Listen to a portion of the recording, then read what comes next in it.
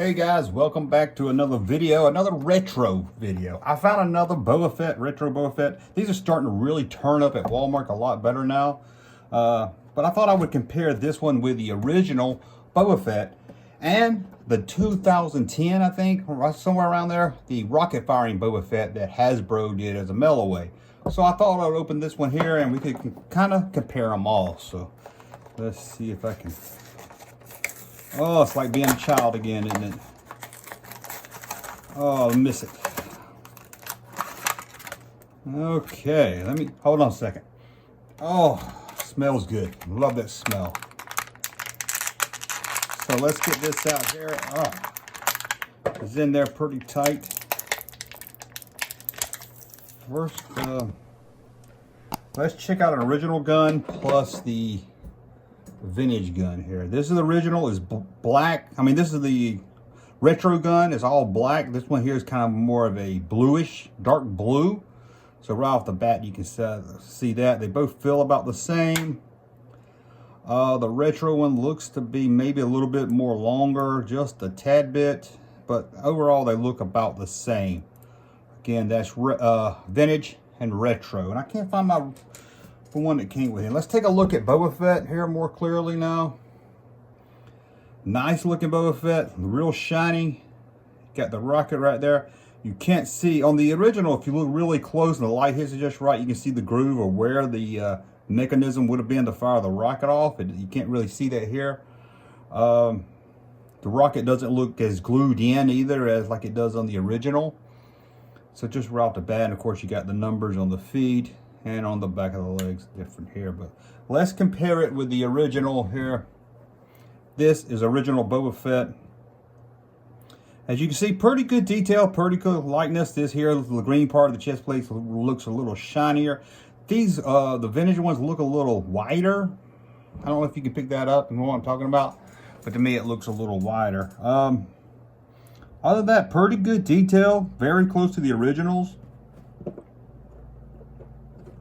Again, it's really hard to tell here, but the originals, they're about the same size. Let's look at the back of them. Now, it's hard to see, like I say, it's hard to see that. You can kind of make it out when the light hits just right. The camera probably won't pick it up. This is 1979. Of course, this one says, you know, the new copyright and everything on it. Other than that, looks very, very good. Feels about the same. Like I said, the new one's just a little shinier. Now let's bring this one in here too. This is the vintage, the 2010 rocket firing Boba Fett. You can see here, it comes with this big rocket. So let's take that out so I don't drop it here. First, let's look at the original Boba Fett plus the 2010. And it's probably a little closer to the original than the new one is. Off top of my head, I can't really see. It looks like the helmet might be a little, yeah, this, look at the kissing. This helmet looks like it might be a little larger. Look at the back of it. Of course, you'll be able to see a difference in the back because this one has the firing mechanism right here. And this one, of course, doesn't. So definitely from the back, but the body-wise, it still looks pretty good. So let's bring all three of these in. Let's lay all three of them right here so we can kind of really compare them here. We'll do them in order. That way it won't get too confusing, hopefully.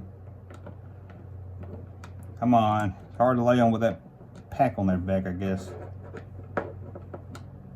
That's all three of them. Again, the original, 2010, and the 2020. Very good likeness. This one, as you can see here, is a little shorter. Look at that. Put their feet right together. It's a little shorter. I don't know if you can see that right there. A little shorter for sure.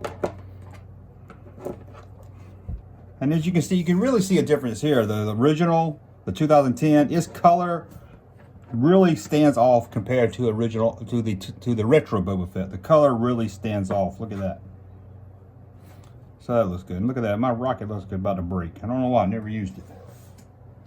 They did come with a little red lock rocket that you can put on there for display. I don't know where that is. But again, let's flip them over here. Again, the new one, the retro one, the color is just a little bit lighter color than these little darker ones. But overall, Looks really good. If you need a Boba Fett in your collection and you don't have any one of these, and you find this at Walmart, go ahead, right? Okay, let's take another angle real quick. Let's see this angle right here. Again, vintage, 2010, and the new one right there. So maybe you can tell the difference. Overall, I mean, unless you know what to look for or know your both lines, you can see this one's a lot taller. Guess maybe because it has the spring and everything in the back, that maybe they had to make it a little taller, but I don't know if you can tell it. Just a hair bit taller, not much. Now, 3 of them. I don't know. Maybe 3 Boba Fett's too much. You know, there's always a saying that collecting action figures are like tits on a woman. 1 is not enough, and 3 is too many. But man, when it comes to Boba Fett, can you really have too many? Now, let me see if I can turn these around and let you get the back of him. The original is kind of hard to stand up. Oh my God, they're all falling down here. The original, because of the weights on the back, you have to kind of tilt him to get him to stand really good. And here we go, the originals. You can see my arrows broke. Why is it bent like that? The original, 2010, and retro one right there. So as you can see, they all look pretty good. Really good details, really enjoy them. So if you're into Boba Fett, see the retro one. And the retro ones pick 1 per case, like all the other figures. But once people see Boba Fett, that's the first one they're gonna go for.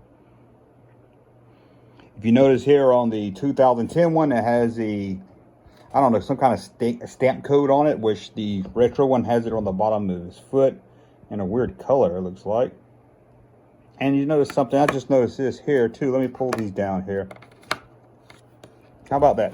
The original foot is kind of like hexagon, look at like a stop sign symbol, you know what I'm saying? But the 2010 is more of a circle. Let me go over here where you can see it. That might help. And looks a little, that would be hard to fit in the original peg holders, I bet, for the vintage. And this here's the peg holes on the retro one is more like.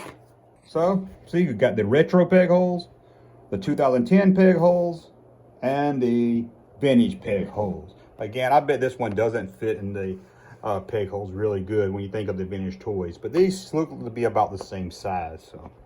I see a lot of people say, well, why buy retro figures? I've got the originals. Why do I want these? Well, I just buy anything Kenner related or retro related I really like, so I don't see what the problem is. If you notice something here, though, I'll just notice this. Look at the hand difference. This one here on the 2010. Oh, that's not it. I said I can confuse myself. This one here on the retro one, the hand looks a little bit more flat.